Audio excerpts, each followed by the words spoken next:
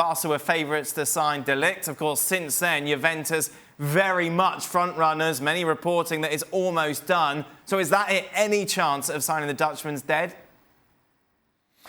I'm not in a position to be able to tell you that it's absolutely dead. Remember, as you say, when we talked about this a month or so ago, I remember saying, well, listen, 4 or 5 days ago, Barcelona thought this was done. They now don't think that because, of course, they became aware of the other movements going on. They became aware of what they saw as perhaps a lukewarm response from him to some of the things they were saying. They thought it would be tied up. The very fact that it wasn't made them think something else is going on here.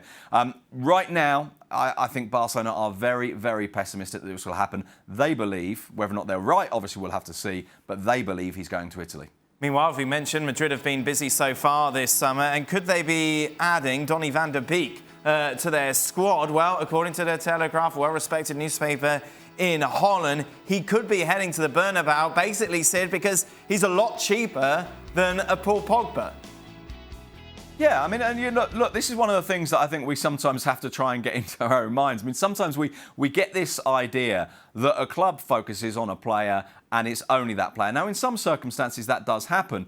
But, of course, you've got to deal with the market. And Real Madrid, and although they've actually done quite a good job so far, 50 million for Kovacic, 40 million for Marcos Llorente. So they are recovering money, which they need to do. But, of course, when they're looking at options in the middle midfield, look, first things first, Zidane wants Pogba, yes. Madrid have said they'll try and get him, yes. But if the other options are cheaper, if Pogba looks like it's just not going to be possible to do, then you do have to look at alternatives.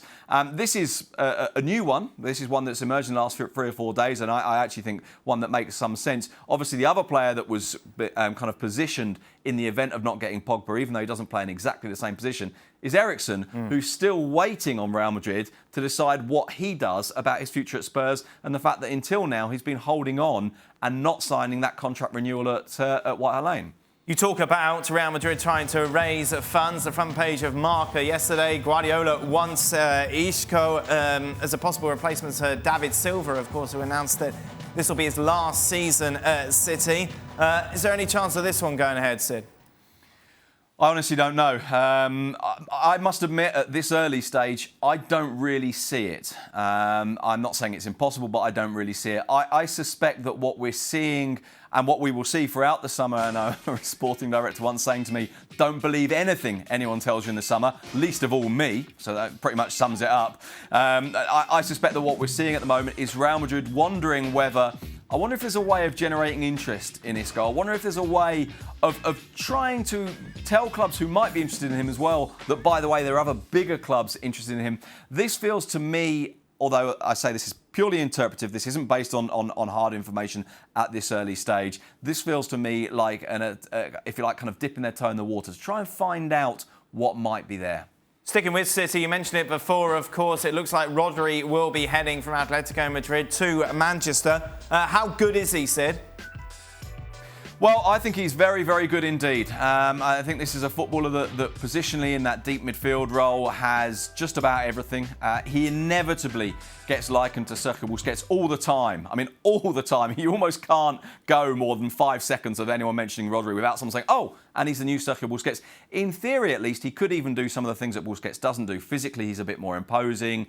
He's a little stronger. He's a fraction quicker. But fundamentally, his game is about positional sense. It's about reading things in advance. It's about the passing ability. I think if he can adapt quickly to the Premier League and to that City side, and I think, you know, he's a signing that makes complete sense. And in a way, I suppose, he is the closest thing to Busquets. And of course, it was Guardiola who took Busquets from almost total anonymity and into the Barcelona first team, what is it, a decade ago or so now. And this is a player who I think he will see as being someone who fits very, very closely with Guardiola's ideal of how you play the game. I think he's a great footballer, and I think in a way it's a surprise that Barcelona themselves weren't more interested a year ago when his buyout clause was just over 20 million instead of now when it's 70 million. We're talking about Atleti a lot. I don't think we've ever spoken about Atletico Madrid this much on a show today, but just going back to Atleti and talking about James Rodríguez. Many thought that he was going to Napoli. It looked like that was going to happen. However, Onda Ferro reporting that he could stay in Madrid but play now for Atleti. Yeah, I mean, his dad said that the best option was to work with Carlo Ancelotti again, doesn't he? And I think that tells you something about, if you like, the need for kind of pastoral care, the need to feel comfortable, to feel like a team is built around him. A lot of what we've said about João Felix, I think, is probably applicable to James Rodríguez as well. Fantastically talented player.